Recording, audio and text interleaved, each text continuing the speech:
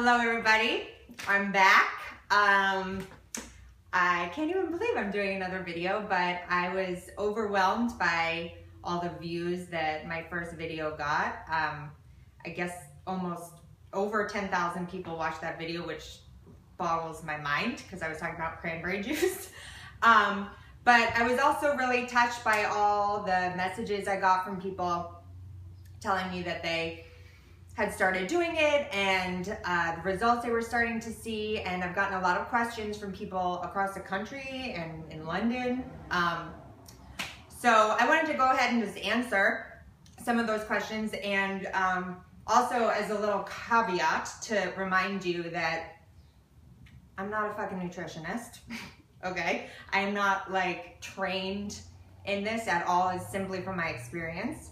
So you can take what I'm saying with a grain of salt, whatever. So I wrote down some of the questions I got. The first one being, in the beginning, do you only drink juice?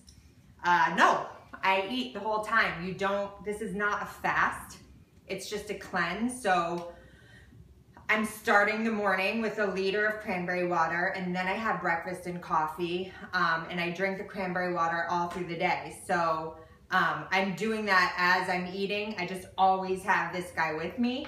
So I'm in no way like eating only apples and cranberry water. Like I'm eating what I normally eat as my diet. So I'm eating eggs and vegetables and fruit, lentils, kale salads, Quest bars, and my cranberry water is just like constantly going down the hatch.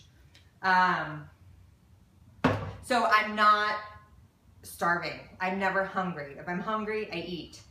First, I'll drink water. Usually 80% of the time you're feeling hungry, you're actually thirsty. So that's why it's so important to make sure that you constantly have it with you. How do I get most of my protein? I get most of my protein from tofu. I love tofu. I know there's a lot of people who say it's like the worst thing ever for you. I don't believe that. I naturally stray away from meat. I've never really been a meat eater. So most of my protein is plant-based. I eat a lot of kale salads with tofu and lentils. Lentils are also a good source. Kale even has protein in it. And a lot of eggs. I eat a ton of scrambled eggs. And the other thing is, you don't actually need as much protein as, you know, we're told you need, like a ridiculous amount of protein every day to, you know, perpetuate the consumerism of meat products. And you don't need meat to get your protein. We're not hunting and gathering, like starving in the wilderness anymore. You don't need to eat burgers every day in order to survive. You just don't. Did I do everything at once or bit by bit? So I think what they're asking is like, did I cut out all the flour and all the dairy and all that shit all at once, or did I do it gradually? I pretty much did it all at once. I found that like as I started going, I would get more and more specific about things, and then I would sort of loosen up as I needed to. So if I have cheese in my salad one day, you know, if I'm out to eat or whatever, I don't like freak out or like can't deal with it, can't like survive in a normal world. Like I'll eat it and then I just keep drinking my water, and the next time like I keep going without the dairy. So it's like you make little, you sort of negotiate your way through it. But yeah, in general, once I started the cranberry fat flush, like the next day, or the first day I did it, it was like, okay, I'm drinking this water, I'm not eating flour, I'm not eating dairy. If I slip up here and there, I don't freak out about it, but I keep going.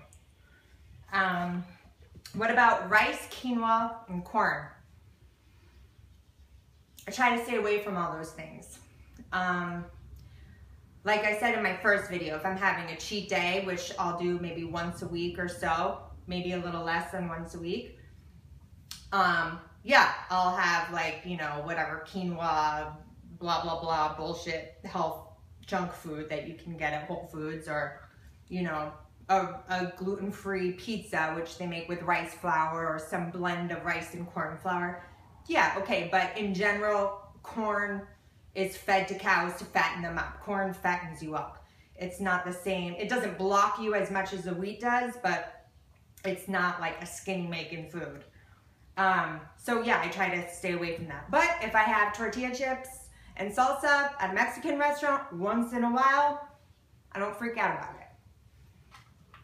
Does peeing subside? I liked this question. No, and it shouldn't. You should be peeing all the time. You should be pooping all the time. I've taken 4 poops today, and it's, what, 3 o'clock, something like that? I took 3 poops before noon. That's great. Great day. If I don't poop at least once or twice before noon, I feel like, maybe I should just go back to bed. Do I have to cut out pasta and chocolate? Charlie Smith. This one's for you. Yes. No, not to chocolate. Yes to pasta. Cut it out. Why are you eating pasta? Eat gluten-free pasta once in a while when you need it, but why are you eating pasta? I mean, I know it's good, but you feel gross afterwards, so get it out of there. Chocolate, yeah, once a week. Nice chocolate. Treat yourself to the chocolate of your dreams from Whole Foods. Have a nice little piece, a little piece. I get those little chocolate bars like that from Whole Foods. Have one, feel great, move on. Why do I feel bloated? Sometimes you feel bloated when you're having a lot of fiber, aka the flaxseed, and you're not drinking enough water to rinse it through, so keep drinking water. The answer to feeling bloated is not to stop drinking water, it's to drink more water.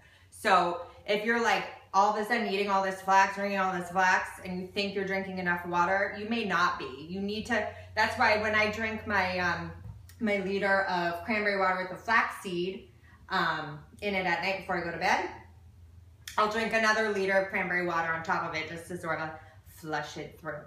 I mean, you just sort of like picture your insides like a dishwasher, you know, like you want room temperature water, things just moving right through all the time. So if you have flax on your plates, you need extra water to get, I mean, this is maybe a little ridiculous that I'm saying that, but that's sort of what I think is when I'm drinking the flax, I just want to ensure that it keeps going. So I put more water on top of that. Does that make sense?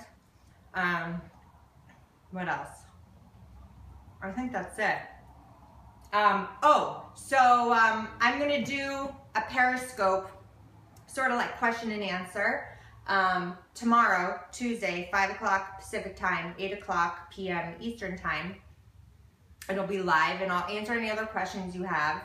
I got a lovely email from my mother's cousin in Florida saying she'd done this and started losing weight and feeling really energetic and feeling good and feeling healthy. And you know, these are the sort of responses that made me go, oh, okay, this is cool. Like, I'm not selling anything. I'm not really getting anything out of this except to share my experience. And if I can help someone, you know, be a little bit healthier, then that's awesome. So yeah, I'm going to do a Periscope and we'll see if you guys tune in. You want to ask me some more questions, I'm happy to do that. And yeah, my Twitter handle is Stacia Patwell. So you can just find me on that and tune into that, and I'll see you tomorrow. Thank you.